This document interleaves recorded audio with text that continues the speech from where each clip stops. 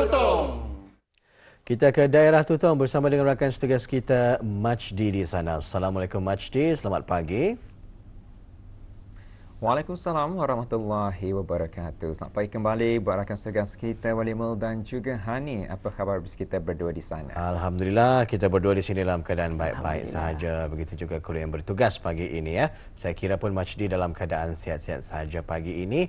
Ingin kita ketahui ni keadaan cuaca di daerah Tutong pagi ini mengizinkan. Ya, Alhamdulillah keadaan cuaca pada pagi ini dalam keadaan yang cerah sahaja ni Wali. Dan kita mengharapkan aktiviti-aktiviti yang dilakukan pada pagi ini ya, khususnya mungkin pada mereka yang berniaga ataupun mereka yang ingin menuju ke mana-mana destinasi di daerah Tutong ini, kita doakanlah dapat berjalan dengan sempurna. Amin, semoga dipermudahkan segalanya. Baik, hari ini Majdi, topiknya membuatkan Ketani mengimbas kembali apa yang telah diharungi pada tahun 2025 ini. Jadi mungkin Majdi dapat mengongsikan antara pengajaran terbesar yang diperolehi untuk tahun ini, Majdi. Ya, bagi tahun 2025 ini, sebenarnya apa yang saya perasan ataupun boleh kita ni dapat sebuah notis lah. Pada tahun 2025 ini sebenarnya banyak menekankan tentang kesihatan mental ataupun kesejahteraan mental. Jadi itu sebenarnya satu pengajaran yang besar. Bukan saja buat saya seorang, tapi saya percaya untuk mungkin seluruh masyarakat di negara Brunei Darussalam ini. Kerana pada tahun 2025, kalau kita melihat sahajalah tema-tema sambutan yang difokuskan pada tahun 2025 sahaja, banyak sebenarnya yang memfokuskan kepada kesihatan mental. Jadi daripada sana kita dapat terdetiklah melihat bahawa kesihatan mental ini adalah satu perkara yang dapat memberi kesan kepada kehidupan kita seharian. Jadi pastinya pada tahun 2025 ini perlulah kita ni ambil pengajaran daripada kesihatan mental itu bukan satu perkara yang perlu dipandang remeh, tetapi satu perkara yang perlu kita ni ambil peduli sebenarnya. Kerana kita tidak tahu kan di sekeliling kita ni walaupun rakan-rakan kita ni kelihatan gembira, tetapi kita ni tidak tahu apa yang mereka alami. Tapi itulah pada tahun 2025 pengajaran yang boleh diambil bagi saya secara peribadi adalah mengenai kesihatan mental. Saya setuju dengan perkara tersebut ya. Tahun 2025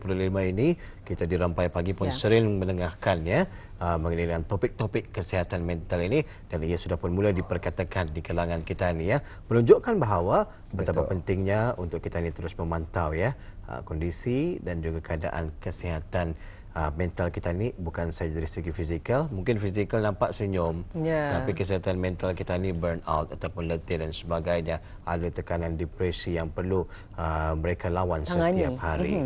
Ya, jadi kita ni harapkan kesejahteraan itu kita ni dapat perolehi dengan secara holistik, dari segi fizikal, mental dan juga kerohanian kita ni.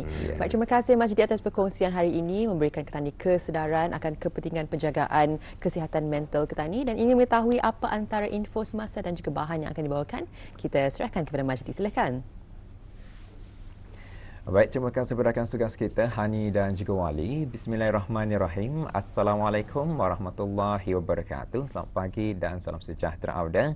Alhamdulillah kita dipertemukan dari daerah Tutong untuk berkongsi beberapa info semasa dan juga satu bandu rakaman yang akan kita saksikan bersama sebentar nanti. Dan saya kongsikan terlebih dahulu mengenai dengan penutupan sementara bekalan api elektrik yang akan berlaku pada hari Selasa 23 hari bulan Disember 2025 dan akan bermula pada pukul 8 pagi sehingga kerja-kerja selesai. Jadi ambil maklum, kawasan terlibat ialah di sebahagian Kampung Mukom dan Kampung Kiudang, Mukim Kiudang daerah Tutong, dan penutupan sementara bekalan api elektrik ini adalah disebabkan oleh kerja-kerja penukaran distribution feeder pilar di stesen kecil elektrik Simpang 3 Mukom.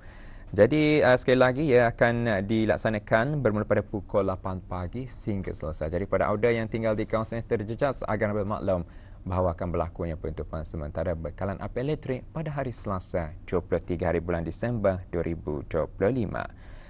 Baik, sebelum saya kongsikan beberapa makluman selanjutnya, apa kata kita beralih terlebih dahulu untuk menyaksikan bahan visual dari daerah Tutong.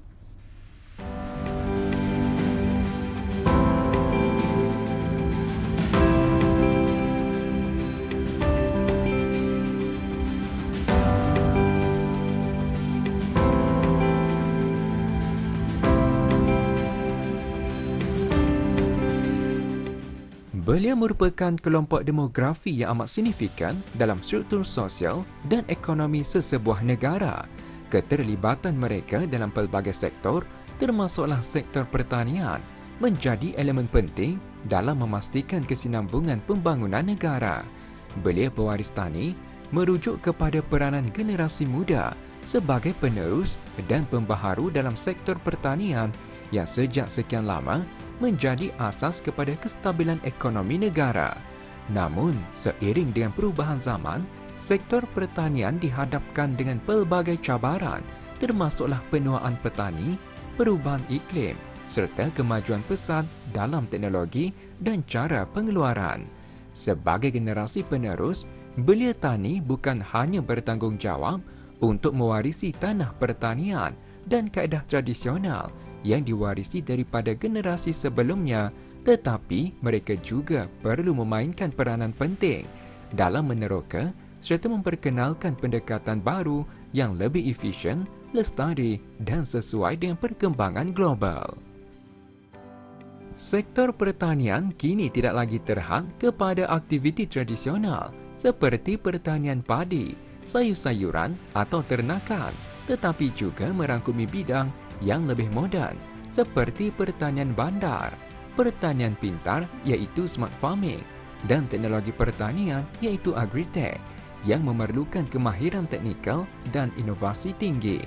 Walau bagaimanapun, minat golongan belia terhadap sektor pertanian tidak dinafikan masih lagi berkurangan disebabkan oleh persepsi negatif terhadap kerjaya dalam pertanian yang dianggap kurang menguntungkan dan tidak menarik.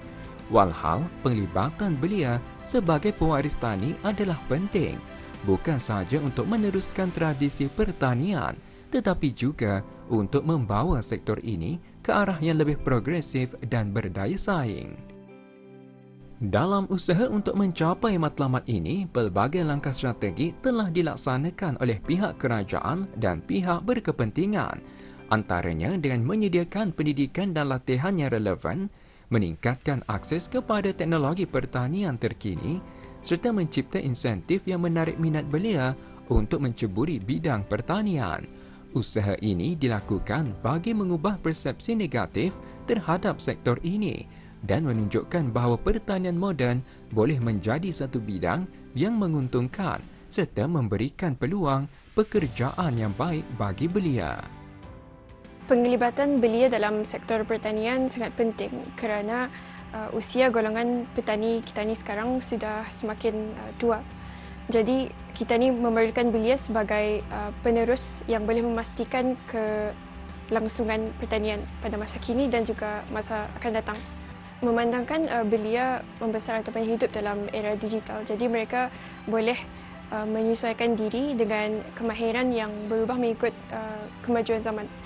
Contohnya teknik pertanian moden untuk pertanian yang lebih cekap. Di samping itu, belia juga berperanan sebagai jambatan yang akan memindahkan ataupun memanjangkan ilmu pertanian serta teknik pertanian kepada generasi petani belia yang seterusnya. Kesimpulannya, penglibatan belia dalam pertanian amat penting untuk memastikan kesinambungan pengeluaran makanan dan juga sekuriti makanan negara.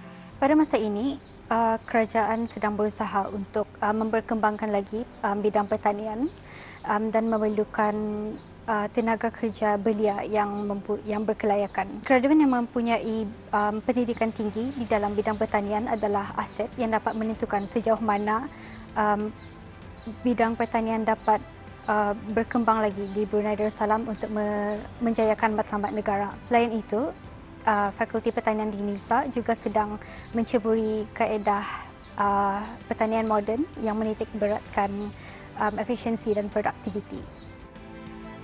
Di era yang semakin pesat membangun, sektor pertanian terus berkembang sebagai satu bidang yang menuntut kecekapan teknikal, keupayaan pengurusan serta penguasaan teknologi moden. Kejayaan belia dalam sektor ini amat bergantung kepada tahap penguasaan kemahiran yang relevan dan berdaya saing. Kemahiran teknikal dalam bidang pertanian moden termasuk penggunaan teknologi digital. Penguasaan teknologi ini bukan sahaja mampu mengurangkan kos operasi, malah membantu petani muda membuat keputusan yang lebih tepat dan berasaskan data. Selain itu, kemahiran dalam pengurusan sumber semula jadi secara lestari seperti pengurusan tanah, air dan biodiversiti juga amat penting bagi memastikan sektor pertanian kekal mampan dalam jangka panjang, terutamanya dalam menghadapi isu perubahan iklim. Di era yang penuh dengan teknologi moden, belia boleh menyumbang kepada transformasi positif industri pertanian negara dengan syarat belia mempunyai pengetahuan, skill set dan juga pengalaman yang betul. Selain itu, belia juga memerlukan insentif dan motivasi diri yang tinggi untuk meneruskan sektor pertanian di masa akan datang.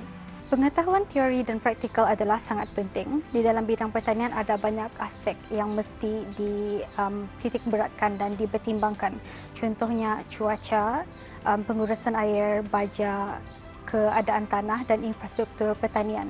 Pendidikan tinggi formal memastikan graduan Fakulti Pertanian mempunyai ilmu yang luas dan mendalam untuk menghadapi cabaran dalam mempertingkatkan lagi bidang pertanian. Keupayaan belia untuk mengadaptasi inovasi, menguasai kemahiran teknikal dan keusahawanan serta mengaplikasikan pendekatan pertanian moden menjadi faktor penentu kejayaan transformasi sektor ini. Oleh itu, usaha memperkasa belia sebagai pewaris tani perlu dilaksanakan secara holistik dan bersepadu melalui sokongan dasar yang berkesan. Dengan pendekatan yang sistematik dan berterusan, belia berpotensi untuk menjadi ejen perubahan yang bukan sahaja meneruskan warisan pertanian, malah mentransformasikannya ke arah sektor yang lebih moden, inovatif dan mampan, dan sekaligus menyumbang secara signifikan kepada keselamatan makanan, pembangunan ekonomi dan kesejahteraan masyarakat secara keseluruhan.